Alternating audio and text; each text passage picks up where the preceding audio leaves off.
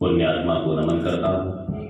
मंच पर हम सबको मंगल सानिध्य स्वामी श्री का मिश्रा के श्री चरणों में वंदन। मंचस्थ सभी अतिथिवृंद, कोलिया ग्राम और आसपास से पधारे हुए भाषा साहित्य संस्कृति धर्म दर्शन से जुड़े हुए आप तमाम महानुभावों के श्री चरणों में वंदन। भाई जनाराम जी को बधाई।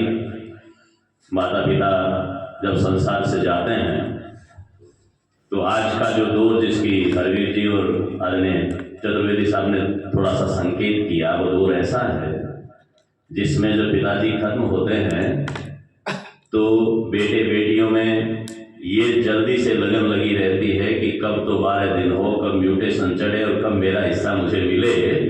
लेकिन उस दौर में कोई बेटा अपने पिता को याद करते हुए प्रतिवर्ष 2 रुपए लगाने की सोचता है, उस बेटे की प्रशंसा होनी चाहिए। इस नाते जनाब जी को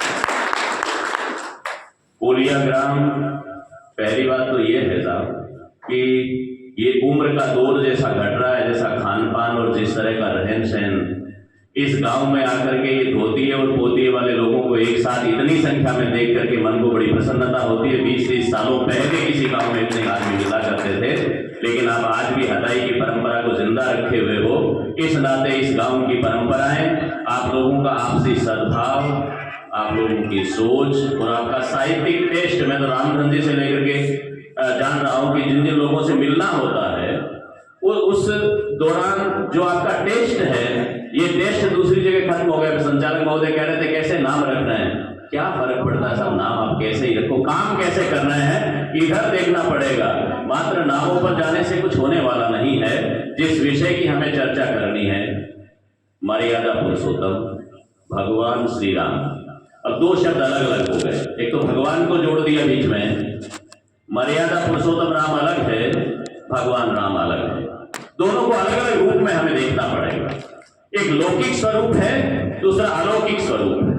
अलौकिक स्वरूप में राम सर्वशक्तिमान है, जो चाहे वो कर सकते हैं, चुटकी में कर सकते हैं। उनको लंका जाने की आवश्यकता नहीं है, यहाँ से चुटकी बजाए रावण का वहां दहन कर सकते हैं, सीता को वहां से मंगवा सकते हैं, कुछ भी कर सकते हैं। वो अलौकिक राम है। और जिनके लिए हमारे वृंद ने कहा, रहीम ने कहा कि रहीमन बात अगम्य की कहन सुरन की नाहि। रहीम कहते हैं अगम्य, जहां जाया जाना संभव नहीं है।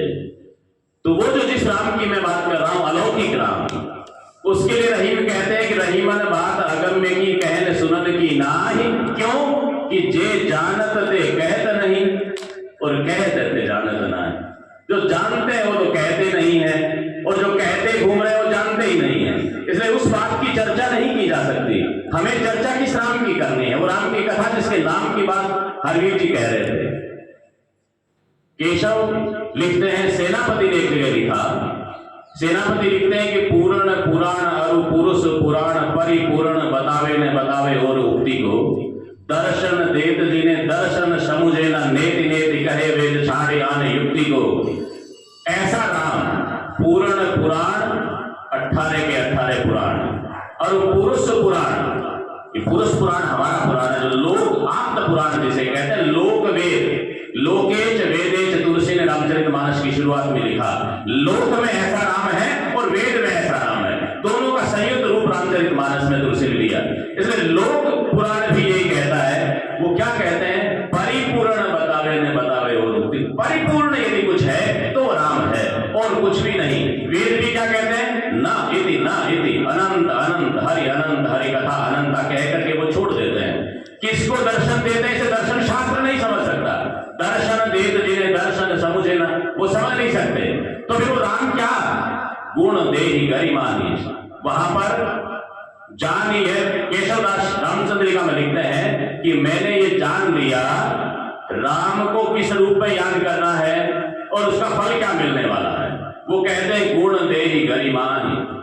यदि राम के गुणों का वंदन करूंगा, गुणों का गान करूंगा, व्याख्यान मालाएं रखूंगा, बात सुनूंगा और सुनाऊंगा, तो क्या मिलेगा? गुण देहि गरिमानी, गरिमा मिलेगी। रूप देहि अणिमानी, राम के रूप का चिंतन करेंगे तो अणिमा शक्ति मिलेगी।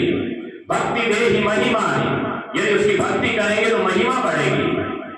लेकिन मुक्ति किससे मिलेगी? नाम देहि मुक्ति को। राम का नाम लेने से मुक्ति मिल सकती है। इसलिए जान ही है केशवदास अनुदिन राम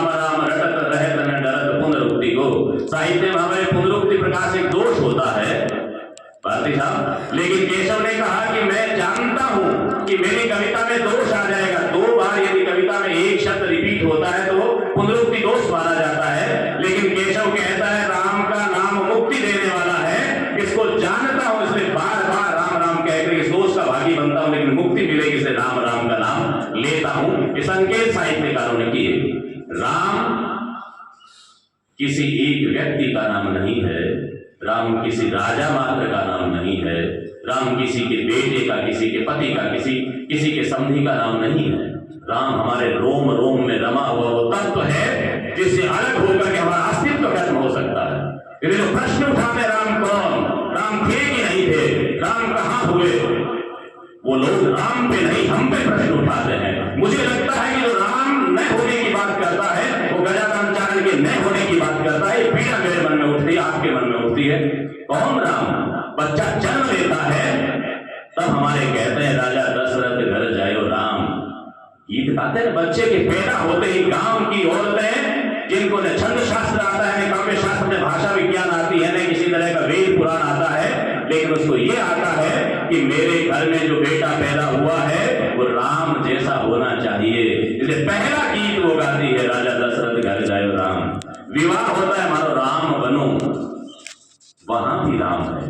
बच्चा जन्म लेता है तो राम है, शादी होती है तो राम है, और अच्छा काम हो जाता है राम की कृपा है।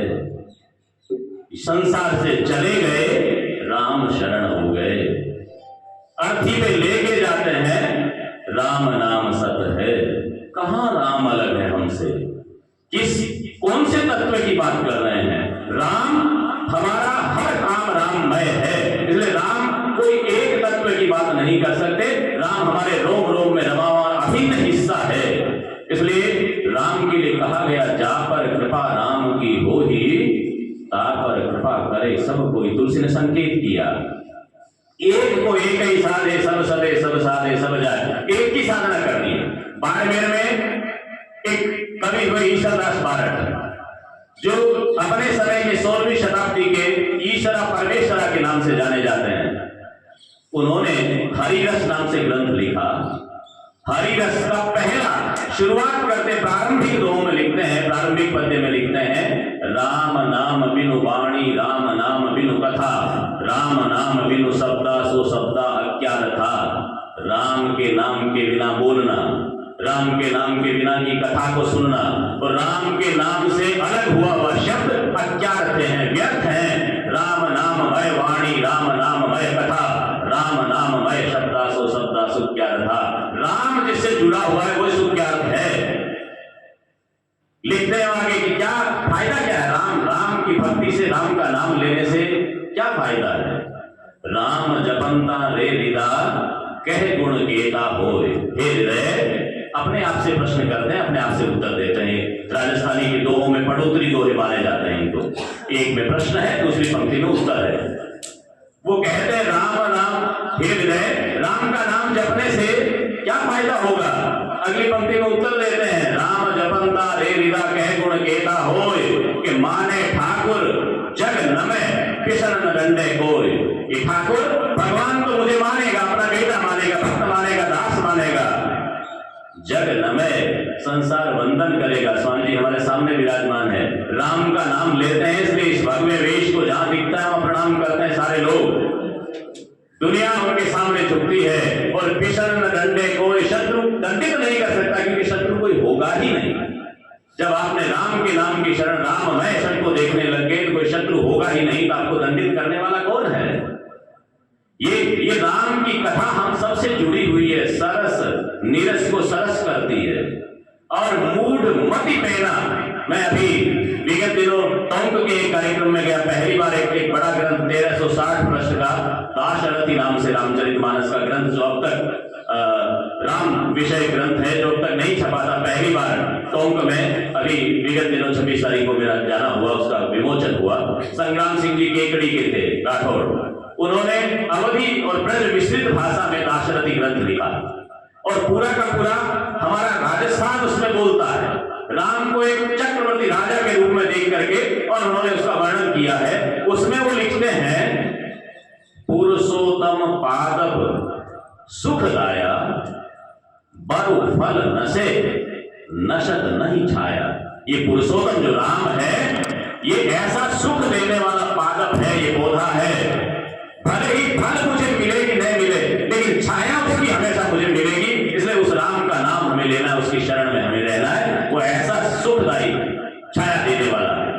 सरस निरस मूढ़ मति पैना। निरस व्यक्ति को, निरसता को सरसता में बदलती है राम की कथा, और मूढ़ व्यक्ति को पैनी बुद्धि वाला बना देती है इस राम को जो याद करता है। मुझे जो आज के इस व्याख्यान में कहना है, ये भूमिका मात्र है। मैं जो बात करना चाहता हूं वो ये है, हम जिस किसी को, ये हमारा तो क्या है साहब, कि हम जो कुछ काम करते हैं ना, उस काम को कुछ प्राप्ति हो तो करते हैं। हम छोटे थे तो जब होली दीपावली पर प्रणाम करने जाते थे तो घर के अंदर जाए तो जूते चप्पल खोल के जाना होता, अपनी तो परंपरा ये है ना। तो भाभीयों से बाहर से आवाज लगाते थे कि भाभी खोपरो देवे तो प्रणाम करूं, भाई कुछ देना है ना।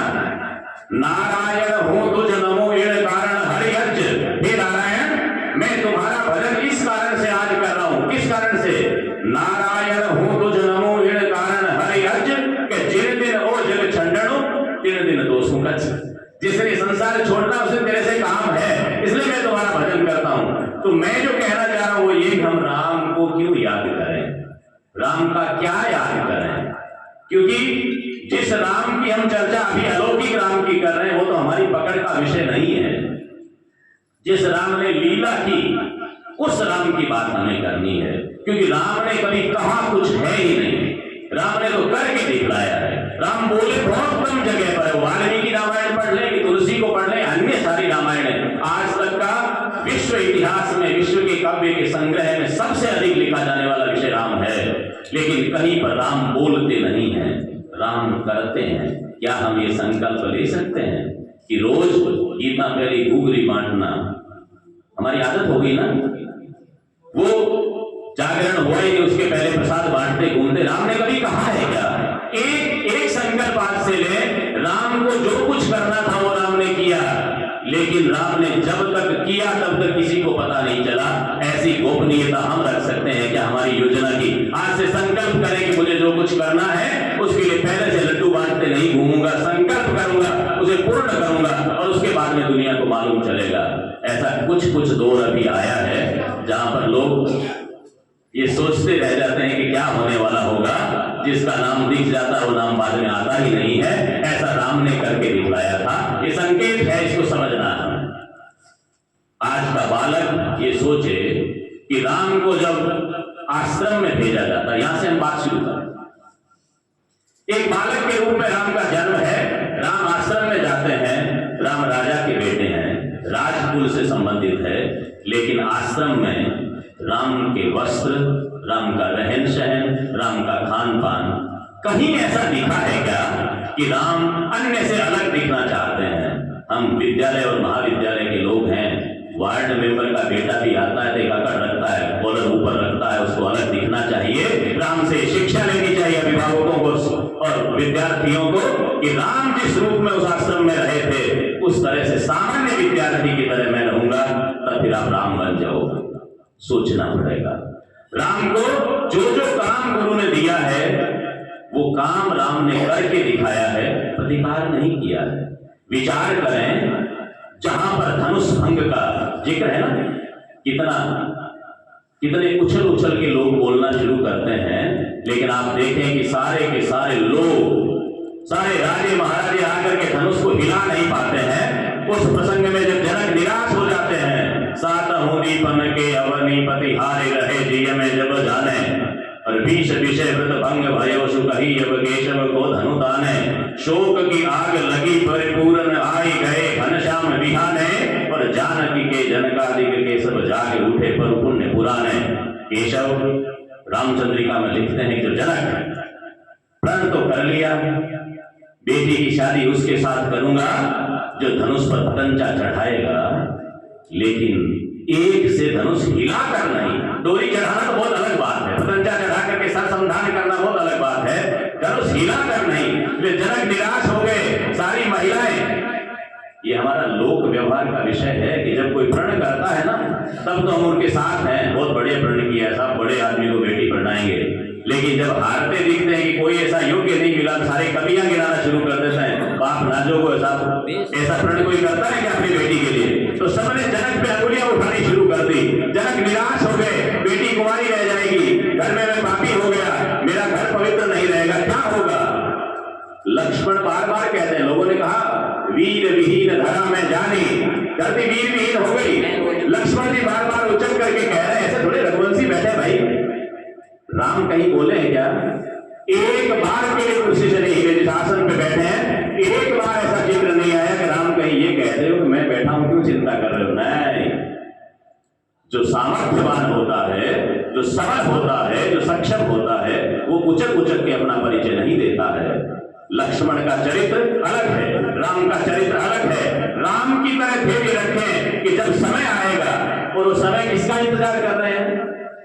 राम को अपनी ओर से न तो स्वयंवर में गए हैं, न राम ने अपनी ओर से कोई आवेदन किया है कि मैं इसमें प्रतिभागी हूं।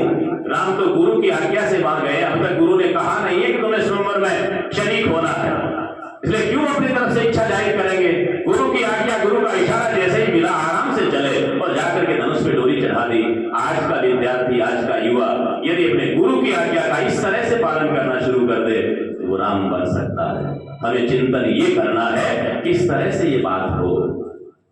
सुबह राज्याभिषेक होना है, इधर बुला करके जनक कहते हैं तुम्हें वनवास जाना होगा। सब कत्लेआम हो जाए, पूरा गांव खाली हो जाए, यदि ऐसी सूचना, ऐसी घोषणा कोई बाप आज कर दे बेटे को, आप तो ये तो राजपाट छोड़ने की बात है, आधा बीघा जमीन लेकर के दिखा दो किसी से। राम को कहते हैं, और वहां संस्कार देखें आप, परिवार जो टूटते हैं उनको जोड़ने का तरीका क्या है। उन तीनों माताओं को नमन करो जो सोतिया डाह से बच करके तीनों बहनों की तरह रह रही थी, उन्होंने संस्कार दिए थे। यदि कौशल्या, सुमित्रा और कैकेयी आपस में लड़ती रहती ना, तो राम, भरत, शत्रुघ्न और लक्ष्मण चारों में ये मैत्री नहीं हो सकती थी, चारों का ये भाव नहीं हो सकता था। इसलिए राम को जब सूचना मिलती है दशरथ से कि तुम्हें वनवास जाना है, तो राम एक बार के लिए नहीं पूछते मुझे क्यों जाना है। आप देखें, राम कौशल्या के पास में जाते हैं, कौशल्या बुलाती है, बेटा क्या हुआ, मुझे कुछ गड़बड़ लग रहा है, राग रंग कैसे फीके पड़ गए। सुबह रात तुम्हें युवराज की गद्दी पे विराजमान होना है, राग रंग होने चाहिए थे।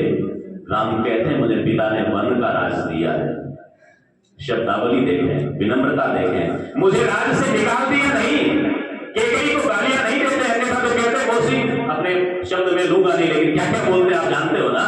जिस माँ ने, जिस मौसी ने उनका राजपाट छिनाया और जंगल में जाने के लिए विवश किया है, उसके लिए क्या शब्दावली हो सकती है। लेकिन राम माँ को कैकेयी के, कौशल्या के सामने जाते हैं, पिता ने मुझे वन का राज दिया। कैकेयी के बदले एक बार के लिए कोई शब्द नहीं बोलता है। इसलिए कैकेयी आज भी राम और कैकेयी के संबंध के विषय में जो चर्चा करते हैं, अलौकिक की बात मैं नहीं कर रहा हूं। क्या था पहले जन्म में, क्या सूचना थी, क्या करना था, क्या प्रण था, योजना क्या थी, इसकी बात नहीं है। हम तो लौकिक रूप में बात कर रहे हैं कि मैं यदि राम की जगह होता तो क्या वहां पर ये विनम्रता रख सकता था, क्या मैं पिता की आज्ञा का इस तरह से पालन कर सकता था, क्या मुझे जिसके कारण से ये वनवास मिला है उसके प्रति भी इतना विनम्र रह सकता था क्या। यदि रह सकते हो तो आप राम बन सकते हो। ये विचार करना, ऐसी व्याख्यान वालों का उद्देश्य ये होता है। हम घर परिवार के लोगों, थोड़ा सा हरवीर जी ने जिक्र किया, हम जातियों में बढ़ गए, वर्गों में बढ़ गए। ये दो रात हैं कि प्राप्ति के दोनों स्वार्थ के सगे हैं सारे के सारे। आप विचार करें, मैं आपको एक परिजनों के प्रति राम का कैसा विश्वास है आप ये देखें। जब राम को वनवास हो गया, चित्रकूट में रह रहे हैं, भरत मिलने के लिए आ गए। लक्ष्मण को शक होता है कि कैकेयी ने पहले तो राम को वनवास देकर के जंगल में भेजा, और भरत उसी का तो जन्मा बेटा है, राम को यह खत्म करने आया ताकि हमेशा के लिए निष्कंटक हो जाए। आप जानते हो लक्ष्मण बाण लेकर के तैयार हो गए, जब तक मैं जिंदा हूं भरत को आपके पास में नहीं आने दूंगा। राम कहते हैं लक्ष्मण क्या बात कर रहे हो भैया, आप जानते नहीं हो, वो ऐसा दुष्ट है, ऐसी माँ है तो उसका बेटा ऐसा ही होगा, क्या बात कर रहे हो। मुझे भरत पे खुद से ज्यादा भरोसा है, भरत ऐसा कभी नहीं कर सकता, भरत के दिमाग में ऐसी बात नहीं आ सकती। कब कह रहे हैं राम, जब सीता भी शंकित है, लक्ष्मण भी शंकित है, दो के अलावा तीसरा आदमी उनके पास में नहीं है। भरत सेना लेकर के खड़ा है, सेना लेके नहीं आया बेचारा, लेकिन सारे लोगों ने कहा हम भी चलेंगे राम के साथ में, राम के पास जाएंगे। सारे लोग खड़े, सेना ही तो लग रही है। लेकिन उस समय भी क्या कहते हैं, ऐसा विषय नहीं है, तुम्हें चिंता नहीं करनी चाहिए, भरत ऐसा कर ही नहीं सकता। और भरत आते हैं, किस तरह से लौटते हैं, क्या भरत और राम का मिलाप होता है। विचार करें, जब मारीच का प्रसंग आता है, राम मारीच के पीछे जाते हैं। मारीच की उस छली आवाज के कारण सीता को शक होता है, भ्रम होता है और लक्ष्मण को भेजते हैं। लक्ष्मण कहते हैं मुझे भैया यहीं रहने के लिए कह के गए, मैं जाऊंगा नहीं, किसी भी सूरत में मैं आपको अकेला छोड़ के नहीं जाऊंगा, भैया का आदेश ये है। सीता क्या कहती है कि आप यदि देखोगे, आपने लोगों ने कितनी जानकारी में मैं कहूंगा राजस्थानी की रामायण भी पढ़े। मेरे डूंगरगढ़ कस्बा है, तुलसी से 50 साल पहले मेहा गोदारा ने मेहा रामायण लिखी, सुरजन पूनिया ने सीता रासो लिखा, राम रासो लिखे। 10 ग्रंथ ऐसे हैं राजस्थानी में, तुलसी से पहले क्या राम रासो। मेहा जी गोदारा के वहां पर लिखा जाता है, सीता लक्ष्मण से कहती है राम रासो में कि मुझे मालूम है हम दोनों पति पत्नी जो विदा हो रहे थे वनवास के लिए, तो तुम्हें भरत की मां ने भेजा है, केकई ने भेजा है, षड्यंत्र पूर्वक तुम्हें पीछे भेजा, मैं तो जान रही हूं। और मेरा पति घोड़ो मम भरतार देखे सब घोड़ो दुगध, मेरा पति तो इतना घोड़ा है, घोड़ो घोड़ो सगड़ो दूध दिए भी के बहु, इतना घोड़ा है मेरा राम तो कुछ समझता नहीं है, तू षड्यंत्र पूर्वक आया हुआ है और आज तूने राम को वहां पर भर रहा है। राम जैसी राम आवाज दे रहा है मुझे, लक्ष्मण लक्ष्मण पुकार रहा है, तू जाएगा नहीं क्योंकि तू तो चाहता काम मर जाए। कौन कह रही है? सीता कह रही है, लक्ष्मण को कह रही है। लक्ष्मण अपना प्रमाण देता है, हे मां राम मेरे भाई हैं और तू मेरी मां है, मैं जति लक्ष्मण हूं, ऐसा कभी नहीं, मेरा ऐसा विचार नहीं हो सकता। लेकिन लक्ष्मण का आना, सीता का हरण हो जाना, उसके बावजूद भी क्या राम ने कभी लक्ष्मण पे प्रश्न उठाया है? क्या राम ने कुछ कहा है लक्ष्मण तुमने ये क्या कर दिया, तुम्हारा षड्यंत्र हो सकता है, लक्ष्मण की कोई चाल हो सकती है, एक पल के लिए भी राम के मन में नहीं आया। अपने परिजनों पर यह भरोसा जिस दिन हम करना सीख जाएंगे, 3 दिन फोन नहीं आए तो हम आकर के बैठ जाते हैं कि मैं भी नहीं करूंगा, वो नहीं करे तो। कौन सी विनम्रता की बात करते हैं, किस राम के भक्तों की बात करते हैं। राम मंदिर बन गया कि नहीं बना ये विषय अलग है, ये हमारे अस्तित्व का विषय था, इसलिए इससे जुड़ना अलग बात है। लेकिन हम राम को अपने जीवन में आचरण में कितना ढाल पाते हैं, इसका विचार करना है हमें। सीता पर कोई शक करते हैं क्या? राम किस तरह से जीवन है और किस तरह का पूरा का पूरा दृष्टांत चलता है, लेकिन राम ने कभी भी अपने किसी परिजन पर किसी तरह का शक, किसी तरह की आशंका नहीं की। ये विचार हमें करना होगा। ये कुटुंब प्रबोधन का जो काम है वो राम के नाम से ही हो सकता है। समता मूलक समाज की स्थापना राम का सबसे बड़ा जीवन दर्शन है। समता मूलक समाज सारा, और उस समाज में आप तुलसी को पढ़ें, अन्य रामायण को पढ़ें। मात्र ये नहीं कि राम ने केवट को गले लगा लिया, वो तो साफ स्वार्थवश भी लगाया जा सकता है। चुनाव में भी बहुत से लोगों ने बहुत से लोगों को गले लगाया होगा, उसकी बात नहीं कर रहा हूं। लेकिन आप तुलसी को पढ़ें। केवट जब ये भरत और वशिष्ठ जाते हैं साथ में, केवट पहले धनुष मार करके खड़ा हो जाता है, मेरे राम के सामने कैसे जा सकता है कोई, कौन सी सेना आई लड़ने आए होंगे, रक्षक हूं मैं। लेकिन जब पता लगता है कि भरत राम का भाई है, शंतन को छोड़ दिया, धनुष बाण को छोड़ा और सामने आकर के प्रणाम किया, क्योंकि केवट तो भरत जैसे राजा के सामने कैसे आया, छूट जाति का था ना, वो तो अपनी मर्यादा जानता था उस समय की। लेकिन भरत भाग करके जाते हैं, गले मिलते हैं, उठा लेते हैं और इस तरह से गले मिलते हैं जैसे वर्षों से बिछड़े हुए भाई मिले हों। इससे अगली बात सुने, जब वशिष्ठ प्रणाम करने आते हैं, दूर से बैठ करके प्रणाम करते हैं, लेकिन तुलसी बाबा लिखते हैं कि वशिष्ठ ने उतर करके केवट को इस तरह से गले लगाया जैसे कोई धरती में लौट रहा हो, लुंठित भूमि, धरती पर कोई लौट रहा हो, अपनी मातृभूमि पर कोई लौट रहा हो कि वर्षों के बाद में मैं मां के दर्शन करने आया हूं, इस मां के साथ में मेरा रिश्ता है, ऐसे केवट से भेंटते हैं। उस राम को यदि आप कहीं छुआछूत की सृष्टि में ले जाओ तो इससे बड़ी दृष्टता तो कुछ हो नहीं सकती। उस राम ने समता मूलक समाज के लिए हमें संदेश दिया है। एक एक घटना राम के जीवन की आत्मबल, हम कितने कमजोर हैं, मुझे कितनी देर बोलना तो पता नहीं, लेकिन ये तो बोलते जाओ तो बोलते जाओ। जब जटायु के पास में जाते हैं, जटायु वाला जिक्र देखें, माधोदास ददवाड़िया ने रामरासो लिखा डिंगल में, जोधपुर के। वो लिखते हैं कि जब तुलसी के यहाँ तो जाना होता है, राम जब जटायु के पास जाते हैं,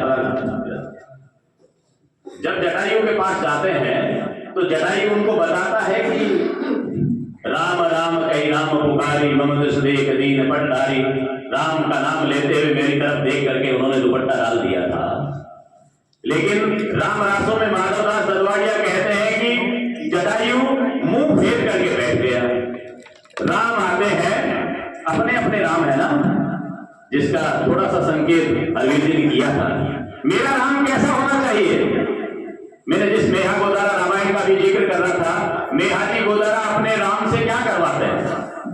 मेहा जी गोदारा अपने राम से तालाब खुदवाते हैं। मेरे डोंगरगढ़ लोणगढ़ से तो हमारे वाले एरिया में तो पानी नहीं है साहब, इसलिए हमें तो वो चाहिए, वो राम चाहिए तो हमारे पानी की व्यवस्था कर दे। इसलिए उन्होंने राम खिलायो राम सर लक्ष्मण बांधी पाज, सिर सोनेरो बेवड़ो सीता जी बढ़िया। उन्होंने तो अपने राम से क्या कहा? राम तालाब खुदवाया, लक्ष्मण जी ने पहाड़ बंधवाई, सीता जी सोने का घड़ा लेकर के पानी लेने आती है। मेरा राम वैसा है। माधवदास दलवाड़िया का राम क्या करता है? जटायु पुरुष है ना, राजस्थान के पुरुष को ये मैनी है, उसकी ये प्रतिज्ञा है, उसकी आंखों के सामने यदि किसी स्त्री की इज्जत जाती हो तो वो या तो बचाएगा या मर जाएगा। जिंदा रहते हुए स्त्री की इज्जत उसके सामने कैसे लूटी जा सकती है? धर जाता धर्म पलटता प्रिया पड़नता ताव, तीन दिहाड़ा मरण रात कवण रंग गुण राव। धरती जाती हो, धर्म पे आ जाती हो, स्त्री की इज्जत पर कोई हाथ डालता हो तो राजा हो कि रंग मर के भी उसकी इज्जत रखनी होती है। जटायु जब राम जाते हैं तो मुंह फेर करके बैठ जाता है। राम कहते हैं ताक बोलो तो सही, क्या हुआ? मेरी तरफ देखो, मेरी नजरों में नजर मिलाओ, मुझे चेहरा तो दिखाओ। जटायु क्या कहता है? हे राम, मैं आपको मुंह दिखाने लायक नहीं हूं, क्योंकि सीता को दुष्ट हरण करके ले गया और मेरे प्राण भी इस पंजर में पड़े हैं। मैं वो दुर्भाग्यशाली हूं जिसके सामने स्त्री की इज्जत टूटी गई, उसको लूट लिप करके ले गए यहां से, और मैं जिंदा हूं, इसलिए मैं आपको मुंह दिखाने लायक ही नहीं हूं। ये परंपरा कहां की है? ये तुलसी के यहाँ की परंपरा तो नहीं है, लेकिन राम के राजस्थान की परंपरा। इसलिए राजस्थान का लिखने वाला रचनाकार अपने राम को उस रूप में देखता है, एक एक पात्र को उस रूप में देखता है। जब जटायु विदा हो रहे हैं, राम कौन है और हमें किस राम की अपेक्षा है? हम यदि राम बनना चाहते हैं तो क्या करना चाहिए? राम आत्मविश्वास का दूसरा नाम है, अटूट आत्मविश्वास का दूसरा नाम। जब जटायु जा रहे हैं, जटायु को वो राजस्थानी में काका कहते हैं, अपने बीन को काको गुण, सबसे बड़ा पद क्या है? चाचा। इसलिए घर में चाचा की सबसे ज्यादा चलती है। जटायु को काका कह करके पुकारते हैं राम। जटायु पूछते हैं कि मुझे मोक्ष धाम जाना है आपके हाथों से, तो दशरथ को क्या कहना है? कुछ समाचार है तो कहिए। राम क्या समाचार कहते हैं? राम कहते हैं, हे तात, हे चाचा, मेरे पिता को जाकर के सीता के हरण वाली बात मत बताना। झूठ नहीं बोल रहे हैं, अगली बात है उसको सुनना है। राम कितने आत्मविश्वासी, कितने कॉन्फिडेंट हैं। राम कहते हैं, जो हो राम तो कुल सहित कहीं दशा न जाए। यदि मैं राम हूं और आप मुझ पे भरोसा करते हो, यदि उस दशरथ का बेटा हूं जिसने देवासुर संग्राम में तुम्हारे साथ रह करके सारे असुरों का नाश किया था, यदि उस दशरथ का बेटा हूं तो मैं प्रण करता हूं ये सूचना आपको जाकर के दशरथ को सीता के हरण की नहीं देनी है। यदि मैं राम हूं तो मुझे भरोसा है कि रावण अपने कुल सहित आकर के सूचना दशरथ को देगा, आपको देने की जरूरत नहीं है। क्या आत्मविश्वास है, देखें आप।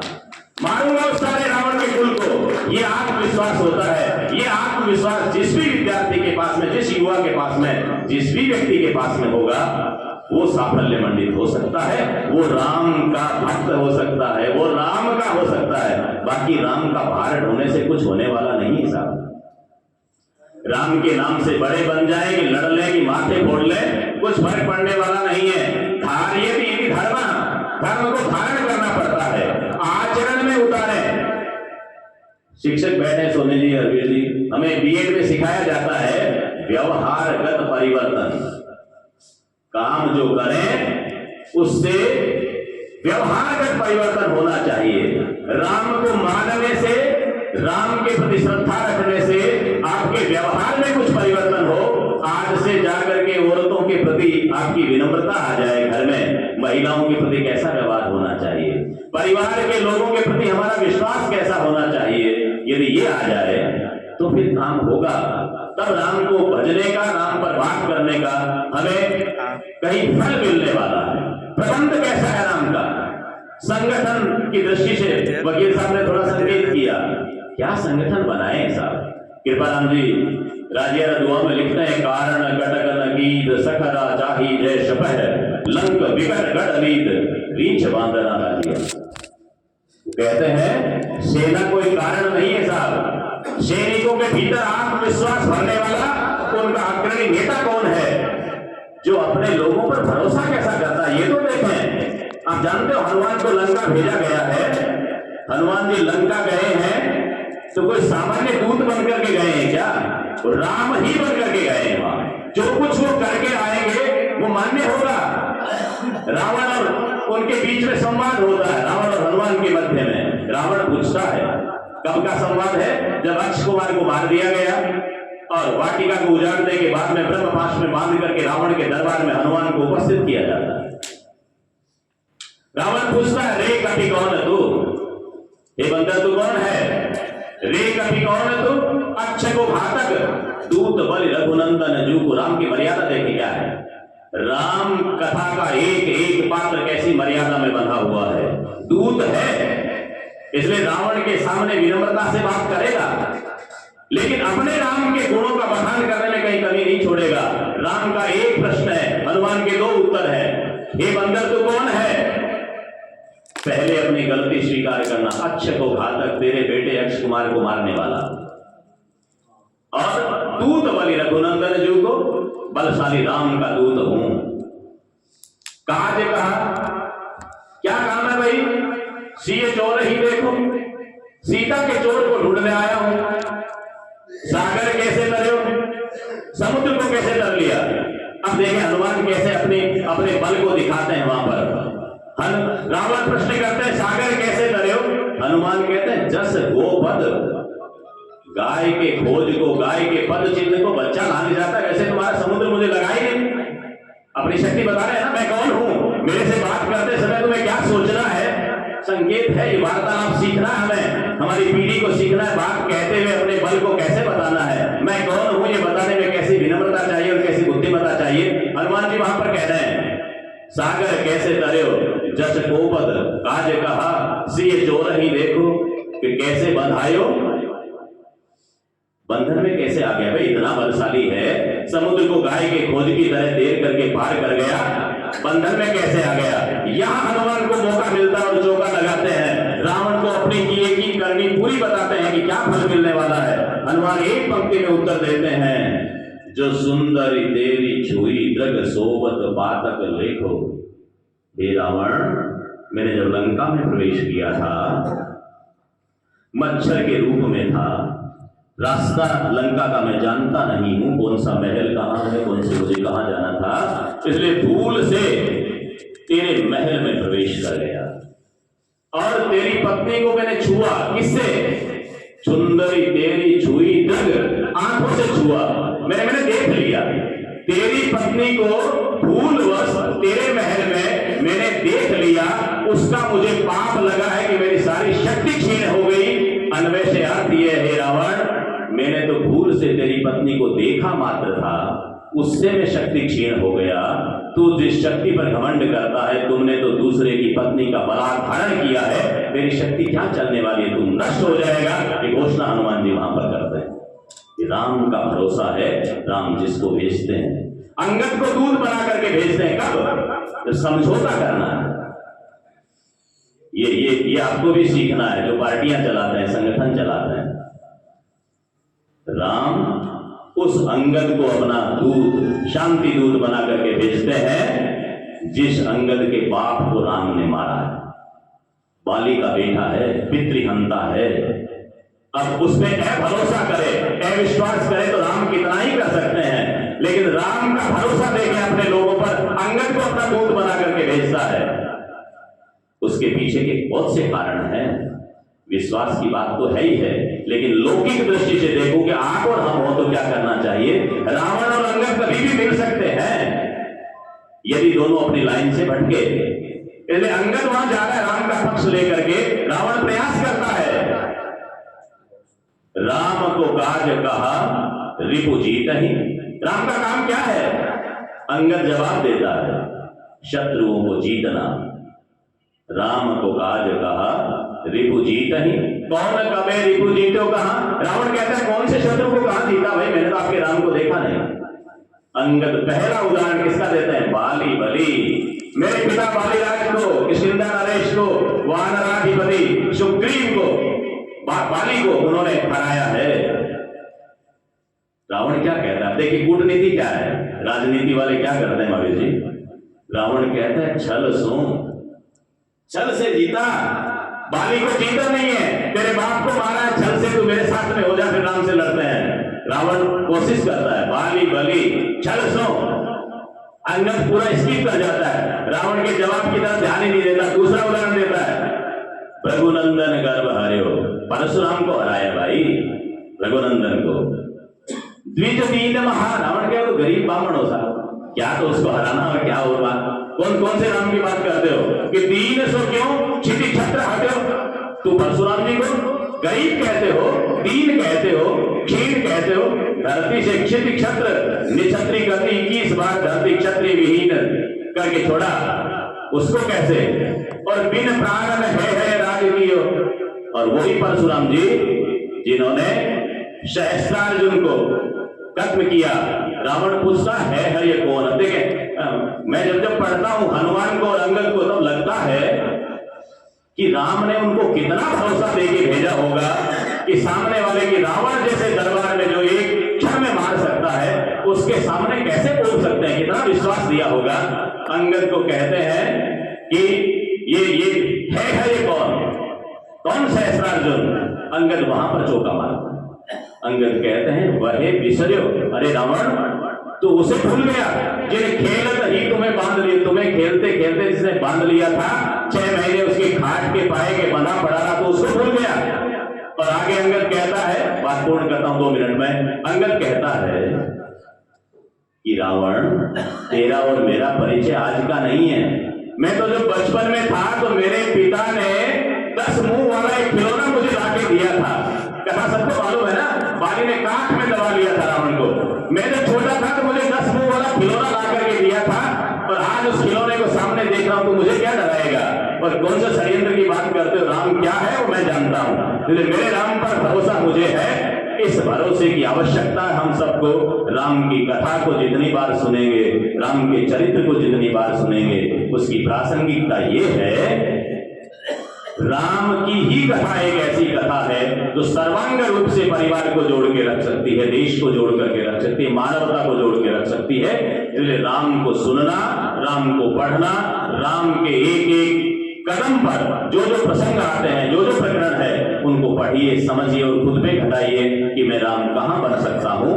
तब हमारा जीवन साफल्य मंडित होगा। मैं पुनः पुनः चैनाराम जी को बधाई देता हूं। इस तरह की व्याख्यान मालाएं कराएं। आप जैसे सुधी जनों को सुनाने के लिए, बातचीत करने, आपके साथ में संगति करने का अवसर मिला। किसी शायर की पंक्तियां है कि मैं इस धरा पे सरफरा हो जाऊंगा, इंसानियत के नाम पे मकबरा हो जाऊंगा, मेरी सूखी टहनियों पे हंसने वालों जरे कर जिंदा रही तो फिर हरा हो जाऊंगा। इन जड़ों को जिंदा रखने का काम आप करते हैं। धन्यवाद। जय श्री राम।